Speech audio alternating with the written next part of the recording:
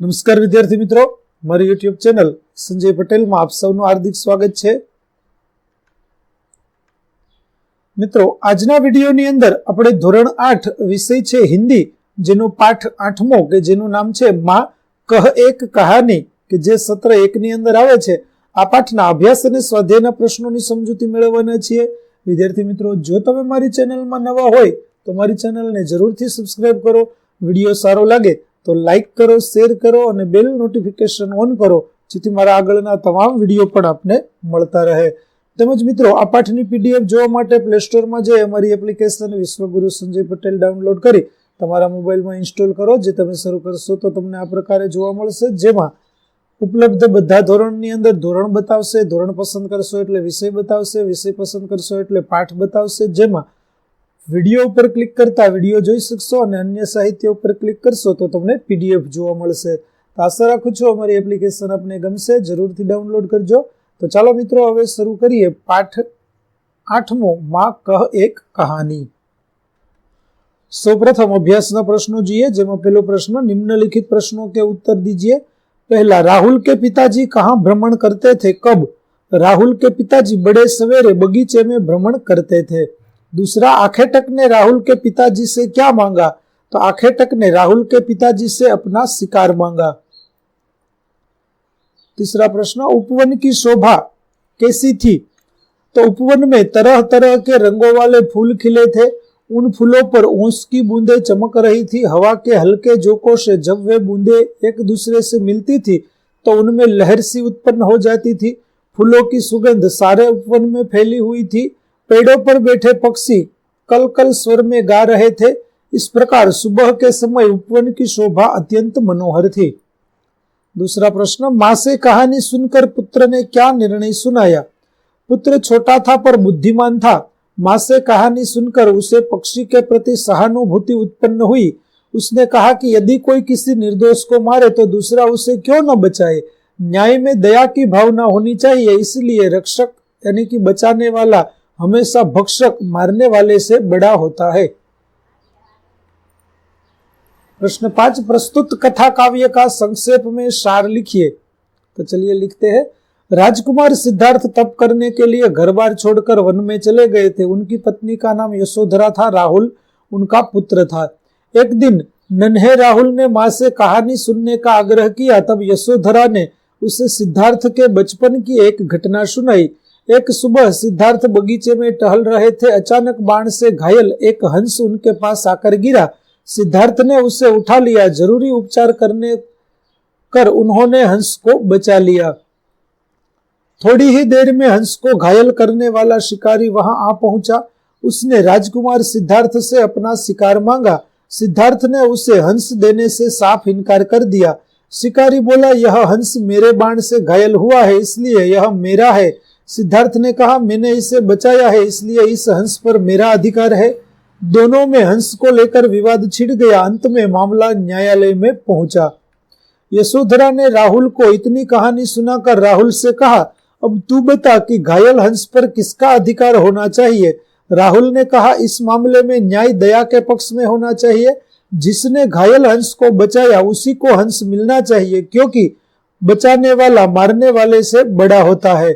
माँ ने बेटे की प्रशंसा करते हुए कहा, तूने कहानी सुनी ही नहीं, उस पर विचार भी किया, तुझसे ऐसे ही न्याय की अपेक्षा थी। प्रश्न 2, रेखांकित शब्दों के वचन बदलकर वाक्यों को फिर से लिखिए। तो लड़की ने सलवार पहनी है, तो लड़कियों ने सलवारें पहनी है। दूसरा वाक्य इस प्रकार होगा, अध्यापकों ने छात्रों को कहानियां सुनाई। तीसरा होगा, प्रधानमंत्री ने अपने मंत्रियों से देश की समस्याओं पर बातचीत की। चौथा इस प्रकार होगा, इन पत्रिकाओं में जो कविताएं छपी है वे बहुत मनोरंजक है। पांचवा होगा, लू चलने के कारण लताएं सूख गई है। तो અહીં સ્વાધ્યાયના પ્રશ્નો જોઈએ। હવે અભ્યાસના પ્રશ્નો પૂરા થાય છે। પહેલો પ્રશ્ન, काव्य पंक्तियों का भावार्थ अपने शब्दों में लिखिए। पहला है, वर्ण वर्ण हाँ हाँ यही कहानी। तो बगीचे में तरह तरह के रंगों वाले फूल खिले थे। उन पर ओस की बूंदें चमक रही थी। हवा के हल्के हल्के झोंकों से फूल हिल रहे थे। उन पर ओस का पानी लहराता था। राहुल ने पूछा, क्या उन पानी पर लहराता था? हाँ माँ, मुझे यही कहानी सुननी है। दूसरी देखे, तू है हठी, यही कहानी। तो मेरे बेटे तू बहुत जिद्दी है। अच्छा तो सुन, एक दिन बड़ी सुबह तेरे पिता बगीचे में घूम रहे थे। उस समय वातावरण में मनपसंद खुशबू फैली हुई थी। वह मनपसंद खुशबू खूब फैली हुई थी। हाँ माँ, यही कहानी सुनाओ। दूसरा प्रश्न, चित्र के आधार पर अपूर्ण काव्य को पूर्ण कीजिए। तो माँ, मुझको भी पौधा दे दे, मैं भी वृक्ष लगाऊंगा, रोज उसे दूंगा मैं पानी, ताप गई है जैसे नानी। जब वह पेड़ बनेगा, पौधा पेड़ बनेगा, कितना सुंदर हमें लगेगा। वायु प्रदूषण फैल रहा जो, उसको मार भगाऊंगा, माँ मुझको भी पौधा दे दे।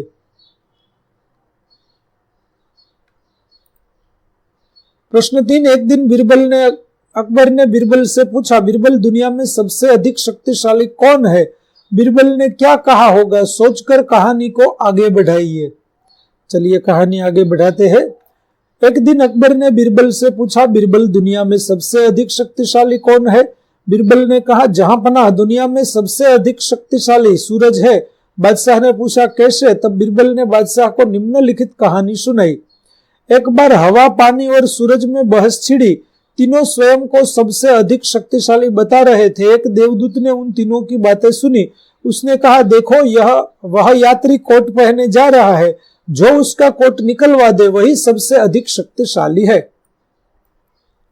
सबसे पहले हवा आगे बढ़ी और तेज चलने लगी। उसने तूफानी रूप ले लिया। यात्री का कोट फड़फड़ाने लगा। उसने हाथ से कसकर कोट को पकड़ रखा। आखिर हवा ने हार मान ली।